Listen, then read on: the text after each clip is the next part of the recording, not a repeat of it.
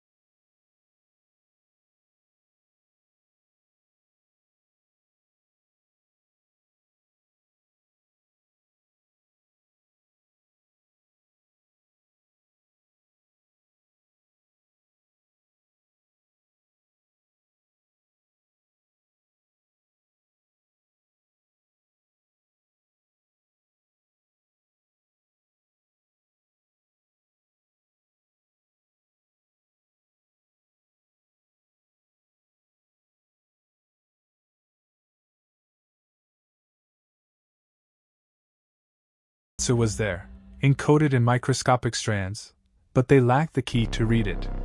That key wouldn't arrive until decades later. In the meantime, they focused on narrowing the profile. Male. Likely white. Likely middle-aged at the time of the early attacks. Mobile, possibly due to work. Certain types of employment were considered: long-haul trucking, construction, temporary labor, military-adjacent work, jobs that allowed movement without questions. One thing became clear. This man didn't hide because he was lucky. He hid because he was intentional.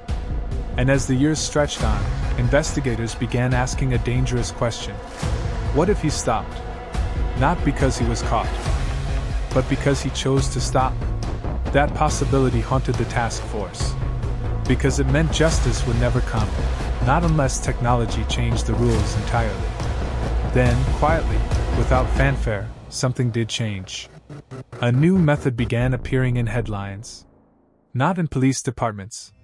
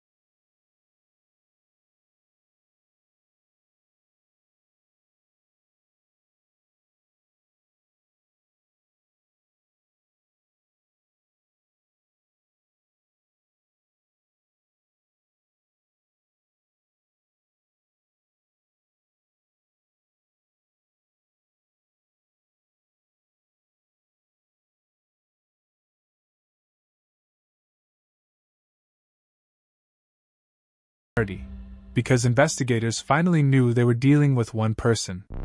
Fear, because that person was still free. The DNA samples were merged into a single profile, and alerts were placed into national systems. If that DNA ever appeared again, during an arrest, a traffic stop, or a hospital visit, investigators would be notified immediately. But months passed. Then years. Nothing. For detectives, the DNA became both hope and frustration. They had proof, but they couldn't use it. Behind the scenes, forensic science was evolving faster than anyone realized. New techniques were being developed. Labs were becoming more sophisticated. But criminal investigations moved slowly, and budgets even slower. Cold cases compete with active crimes. And often they lose. Still, a few investigators kept pushing. They requested retesting. They upgraded storage protocols. They ensured chain of custody was flawless. They knew that someday, this DNA would matter. They just didn't know when.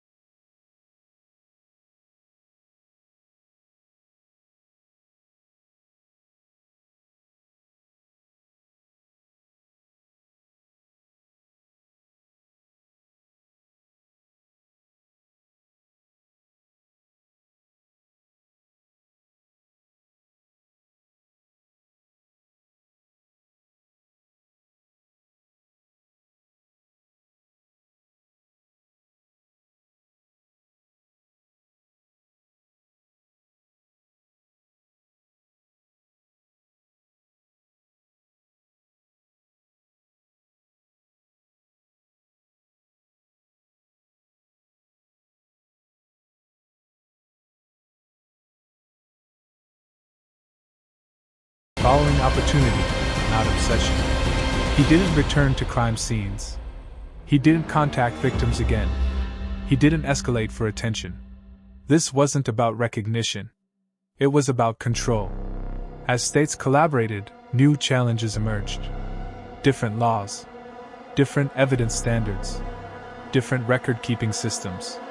What one state classified as usable DNA, another might not. What one department archived digitally, another stored on paper. And these inconsistencies slowed progress. But the biggest obstacle was time. Some of the earliest cases were decades old. Witness memories faded. Investigators retired. Evidence degraded. Yet the DNA remained. Silent. Unchanging. For the survivors, learning that the same person had attacked others was both validating and devastating. It confirmed what many had suspected, that they were not alone. But it also raised a painful question. How many others never came forward? Task force members believed the known cases were only a fraction of the truth. Sexual assaults are among the most underreported crimes, and in cases like these, silence often protects the offender.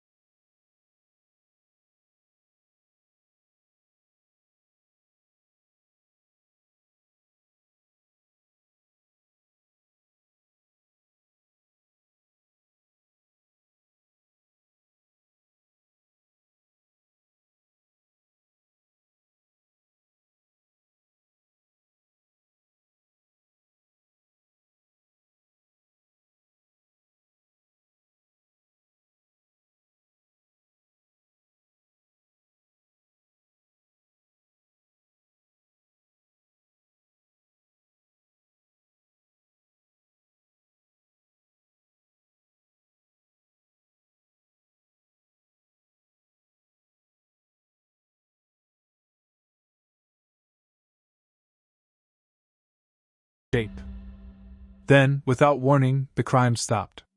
For investigators, this was almost as unsettling as the attacks themselves. Serial offenders rarely quit. They pause. They adapt. They relocate. But complete silence, especially after years of activity, raises difficult questions. Had he been arrested for something else? Had he died? Had he simply learned to control the impulse? Or was he waiting? As months turned into years, no new DNA-linked assaults appeared. No fresh reports matched the pattern investigators had come to recognize. The trail went cold, not because the case lacked evidence, but because nothing new was happening. And silence is one of the hardest things to investigate. For the task force, this period was defined by waiting. Waiting for technology to improve. Waiting for a database hit. Waiting for a mistake. But fugitives don't always make mistakes quickly. Some don't make them at all, at least not obvious ones. Behind the scenes, detectives continued working quietly. They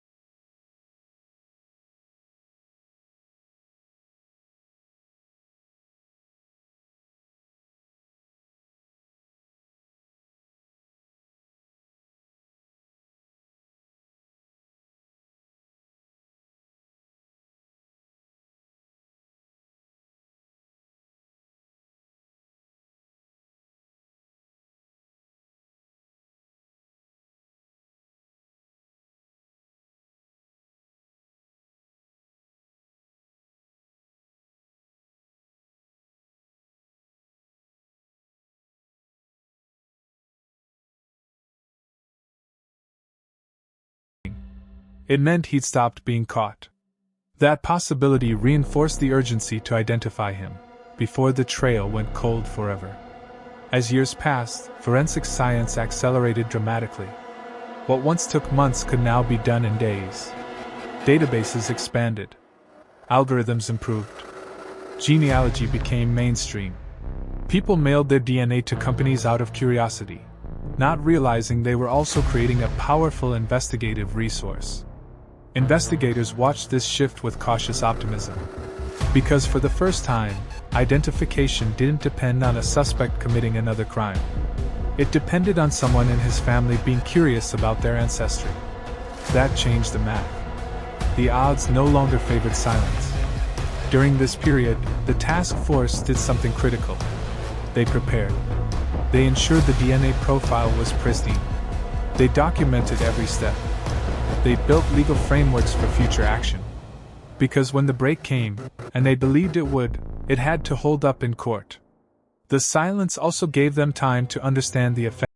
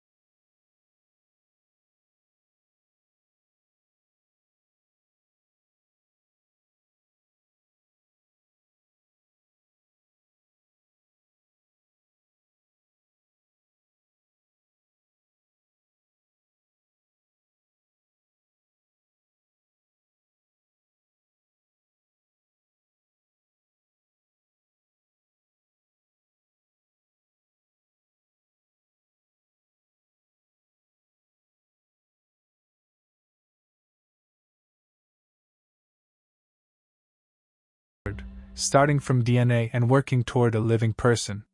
The process was slow, painfully slow. Birth certificates, marriage records, census data, obituaries, decades of paperwork, cross-referenced line by line. Each branch of the family tree had to be mapped. Each descendant accounted for. Each possible candidate eliminated one by one. The work demanded patience and precision. One mistake could send the investigation in the wrong direction for months. So nothing was rushed. As the tree expanded, patterns began to emerge. Certain branches lived in the right regions. Certain ages lined up with the timeline of the crimes. Certain individuals had the mobility investigators were looking for. Slowly, the list narrowed. Hundreds became dozens. Dozens became a handful. And then, finally, one name refused to disappear. The suspect fit the profile. Male. Age matched the earliest attacks. Lived or traveled through multiple states at the right times. And most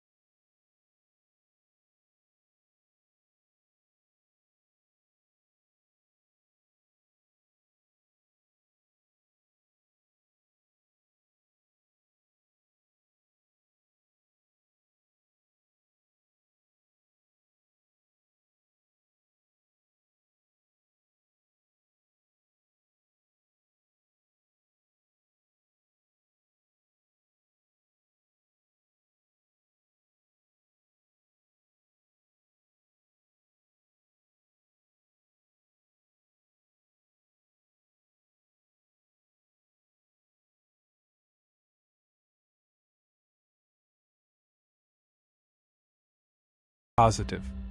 A match so clear there was no room for doubt. After decades of uncertainty, the predator finally had an identity. For the task force, the moment was heavy. There was relief, but also anger. Because the evidence made one thing painfully clear. This man could have been stopped earlier. If the technology had existed. If the databases had connected sooner. If luck had tilted differently. But justice doesn't operate on what-ifs. It operates on proof. And now they had it. The suspect had no idea what was coming. He continued his routine. Lived his life. Believed he had outrun the past. Behind the scenes, prosecutors reviewed everything. Statutes of limitations. Charging options. Jurisdictional authority. Sexual assault laws varied by state, and time had complicated everything. Some charges were no longer possible. Others were. The focus shifted from punishment to accountability. Survivors were notified carefully.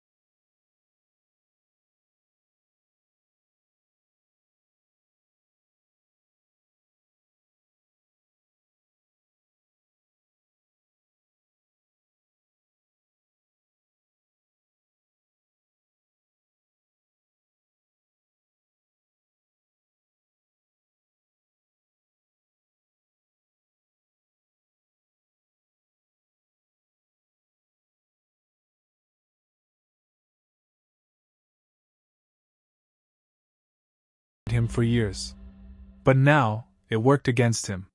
Because ordinary lives leave records. Investigators built a parallel timeline. On one side, every known assault. On the other, the suspect's documented whereabouts. Each entry lined up perfectly. Behind closed doors, the weight of that realization settled in. This wasn't speculation. This wasn't theory. This was fact. Prosecutors joined the task force, reviewing evidence carefully. They asked hard questions. Would the DNA hold up in court? Were the genealogical methods admissible? Which charges were still viable? The legal side of the case was as complex as the investigation itself. Some states had statutes of limitations. Others didn't. Some charges could be pursued. Others couldn't. The strategy became clear. Focus on the strongest cases. Cases with preserved evidence. Cases with clear jurisdiction. Cases that could bring accountability. But first, the arrest. Law enforcement planned carefully.